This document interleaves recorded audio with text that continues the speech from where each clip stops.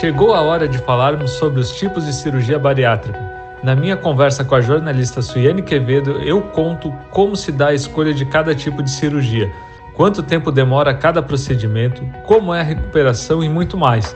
Você já ouviu falar da cirurgia Sleeve Bypass?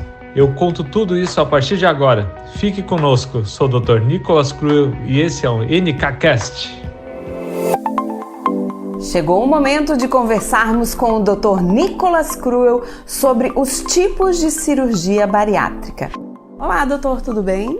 Tudo bem, Suiane? Quais são os métodos que são utilizados atualmente? Atualmente nós temos várias técnicas cirúrgicas para serem realizadas. Porém, as duas mais feitas, tanto no Brasil quanto no mundo, é o bypass e o sleeve. O bypass gástrico ele consiste numa técnica que é desabsortiva e restritiva, uma técnica mista, onde a gente faz uma ressecção, deixa um pedaço pequeno do estômago e acaba fazendo um desvio do intestino, fazendo com que um alimento chegue mais à frente e com isso essa porção do intestino não absorva esse alimento. Já o sleeve, ele já consiste em uma técnica estritamente restritiva, onde a gente acaba retirando em torno de 90% do estômago. A gente fica com um volume aproximado de 200 ml do estômago. E como é que a gente decide? Como é que vocês olham para aquele paciente e decidem qual é a técnica que vai ser utilizada? Tem a ver com a saúde desse paciente? Cada paciente ele é individualizado.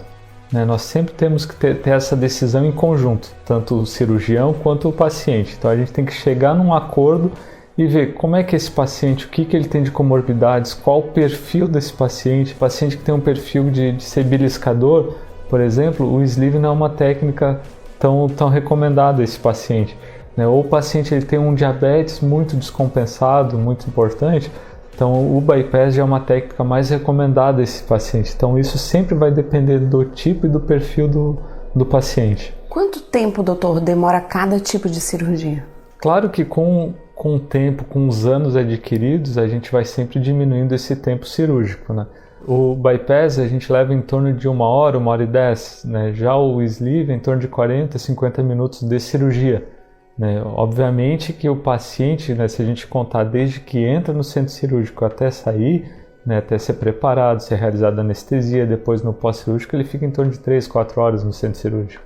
E qual é o tempo de recuperação de uma e da outra? Todos os pacientes eles acabam ficando em torno de 48 horas no hospital. Eles internam no dia da cirurgia, ficam 2 dias no hospital e vão para casa. As 2 primeiras semanas são fundamentais, tanto na recuperação quanto na própria ingesta líquida que ele está reaprendendo a comer, a se alimentar. Então ele vai ficar numa dieta líquida restrita por 15 dias. Nesse período o paciente ele acaba se sentindo mais fraco, porque ele acaba desidratando, está ingerindo menos, então a recuperação dele é um pouco mais lenta. Quando muda para uma dieta pastosa, já começa a ter um aporte calórico maior, onde ele vai começar a se sentir mais disposto, mais forte, e já está apto a voltar às atividades. Em relação a atividades físicas, academias, natação, a gente sempre pede após 30 dias da cirurgia. Doutor, eu acho que a pergunta que sempre está na cabeça do paciente é: quais são os riscos, dessa cirurgia, tanto de uma técnica como da outra técnica? Os riscos, claro que com o avanço da medicina, se a gente for comparar quando começou as cirurgias e hoje, evoluiu muito. Nós usamos grampeadores cirúrgicos onde são realizadas 3 linhas de suturas. Então a chance de romper essas linhas é muito baixa. Porém, risco sempre tem. Na medicina não é exatas, não existe o 0 nem o 100%. Então, de cada 1.000, 10.000 pacientes, um vai complicar, um vai ter risco. Por mais que tu faça sempre o mesmo procedimento, sempre a mesma técnica, sempre os mesmos passos, tem essa porcentagem de acontecer. O principal risco é a fístula. A fístula é um buraquinho na linha de grampeamento. Então isso normalmente ocorre ali nos 10 primeiros dias. É claro que até 30 dias pode ocorrer isso. Normalmente é por pressão, Então a gente passa uma dieta, porém o paciente acaba não respeitando essa dieta, uma dieta líquida restrita no começo, acaba forçando. O ideal é estar nos 50 ml cada 20, 30 minutos. Aí passa para uma quantidade, uma ingesta maior, vai forçar essa linha de grampeamento, vai achar um ponto de fraqueza e pode acabar acontecendo essa fístula. Então tem que respeitar bastante isso daí nos primeiros 30 dias, tem que seguir rigorosamente a dieta, né, que a gente passa, que a nutricionista passa. Então tem que estar sempre em conjunto para não ter e minimizar esses riscos. Claro que se a gente for ver chance de óbito nesses pacientes, tem, né, só que hoje é muito mais diminuído.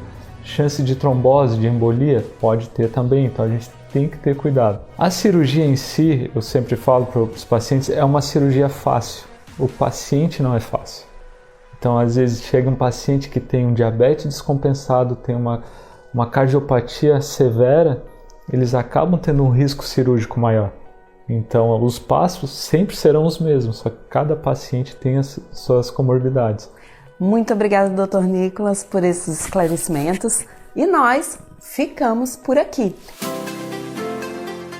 Adicione esse podcast à sua playlist e compartilhe. Esse material está disponível em vídeo no nosso canal do YouTube, o NK Bariátrica, Portal da Bariátrica. Um forte abraço, pessoal! NK Bariátrica, sua saúde no peso certo. Fone 48999038383. Responsável técnico Dr. Nicolas Cruel, CRM 15636, RQE 16517.